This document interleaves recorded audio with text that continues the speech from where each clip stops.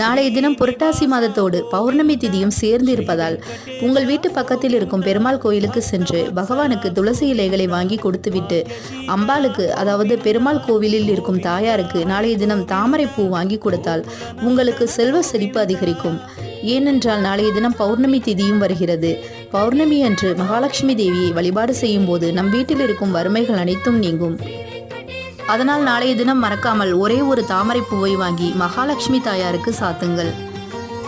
நாளைய தினம் பெருமாளுக்குரிய மங்களகரமான பொருட்கள், அதாவது உங்கள் வீட்டிற்கு தேவையான மங்களகரமான பொருட்கள் எது தேவையோ அதை நீங்கள் வாங்கிக் கொள்ளலாம்.